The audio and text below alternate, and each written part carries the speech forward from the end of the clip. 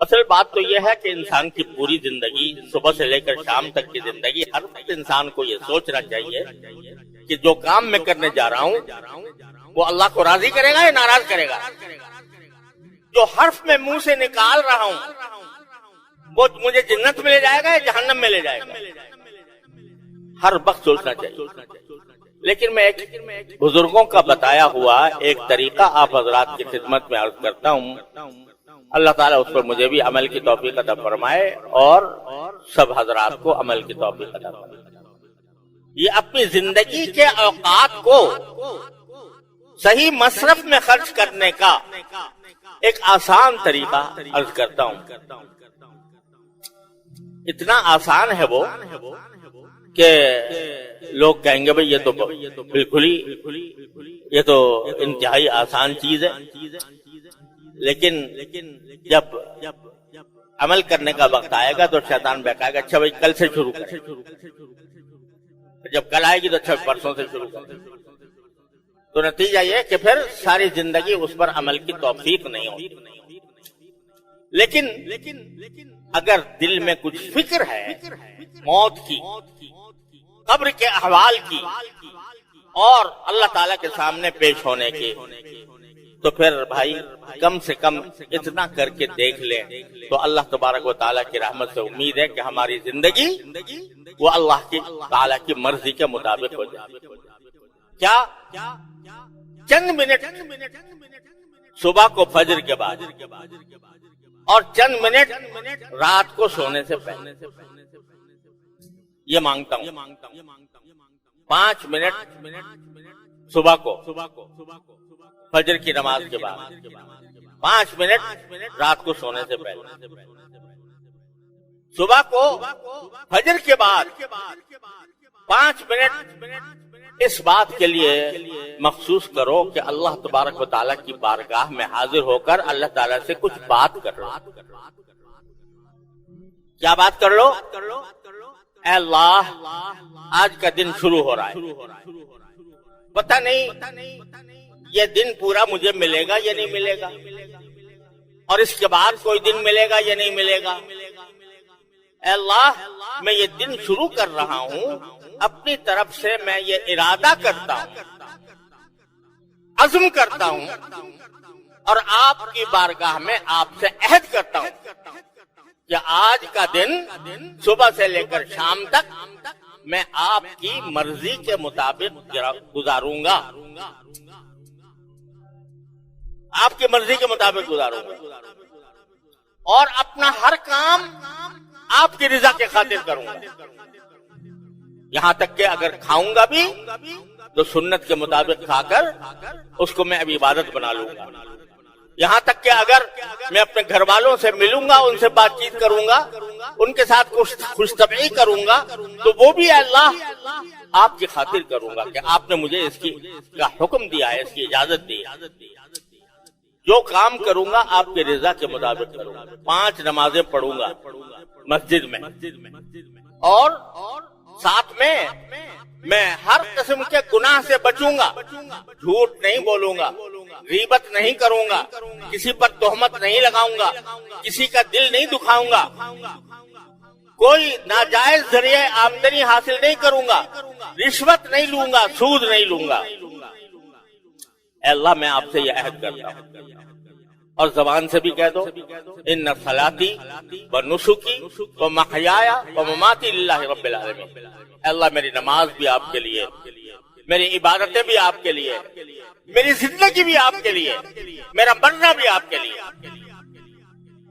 زندگی آپ کے لیے کیا مانا کہ زندگی میں جتنے کام ہوں گے وہ اللہ آپ کی خوشنودی حاصل کرنے کے لیے ہوں.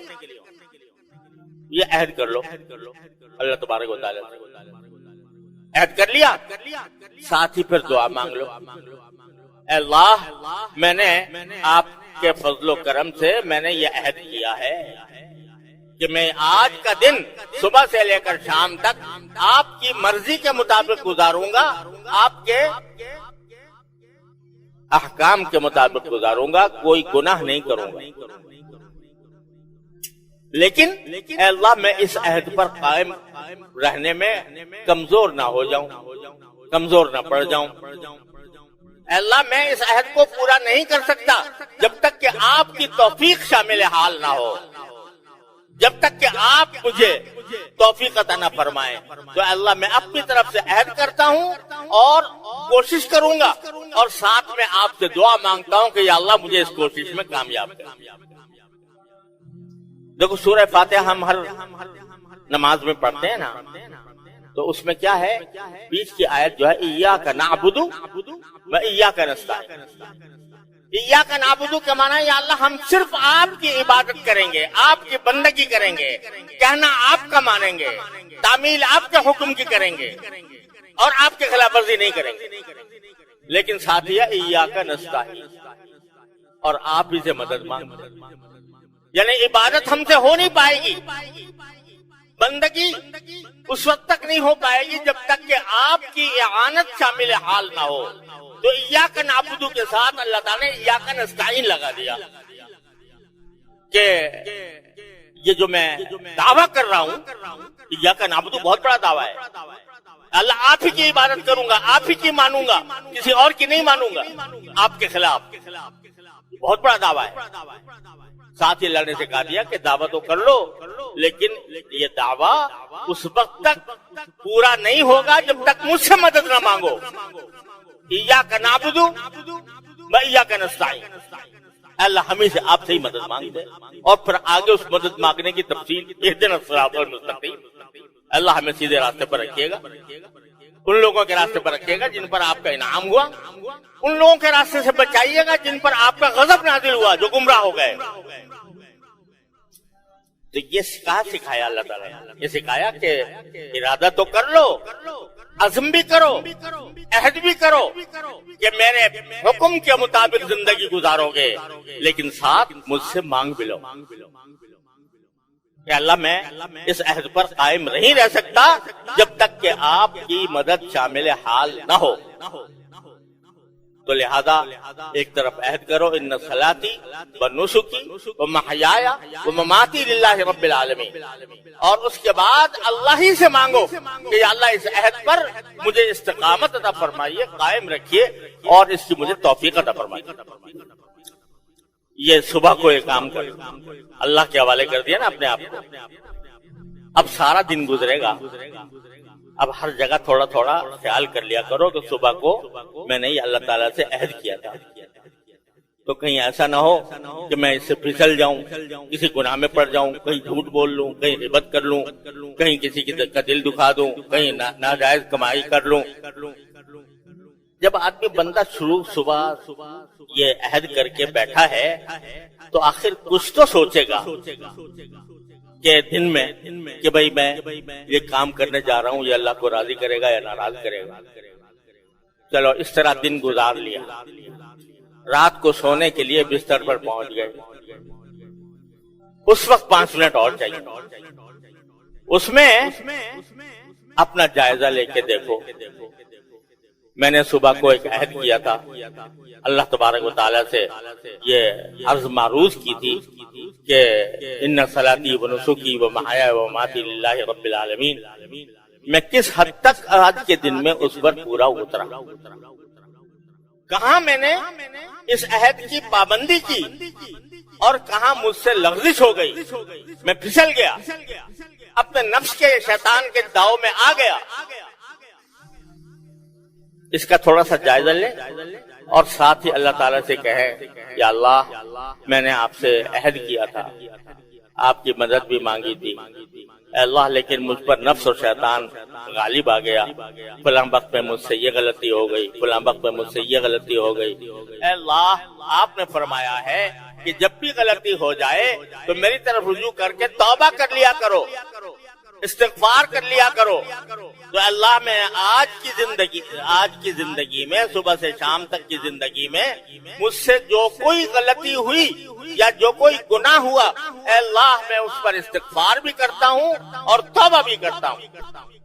توبہ کے معنی یا اللہ میں نادم ہوں، میں شرمسار ہوں، مجھ سے پوری بہت کی پابندی نہیں ہو پائی، اے اللہ اب میں آپ کی بارگاہ میں رجوع کر کے معافی مانگتا ہوں، توبہ کرتا ہوں، اور اے اللہ میں جب نیا دن شروع کروں گا تو اس عہد کو دوبارہ تازہ کروں گا، دوبارہ اپنی کوششوں کو برسر کار لاؤں گا اور آپ کی مدد مانگوں گا۔ یہ کہہ لو، توبہ کر لو، استغفر اللہ العلی العظیم الذی لا الہ الا هو استغفر اللہ ربی من کل ذنب واتوب الیہ، سو جاؤ۔ اگر اس رات میں موت آ گئی تو انشاءاللہ مغفرت کے ساتھ جاؤ، مغفرت کے ساتھ جاؤ انشاءاللہ۔ جب توبہ پکی کر لی اور توبہ صدق دل کے ساتھ کر لی تو انشاءاللہ سیدھے جاؤ گے، اللہ نے چاہا۔ اور پھر اگلے دن اگر زندگی آ گئی دوبارہ تو پھر دوبارہ وہی کام کرنا جو کل کیا تھا، اور پھر رات کو وہی کام کرنا جو کل کیا تھا۔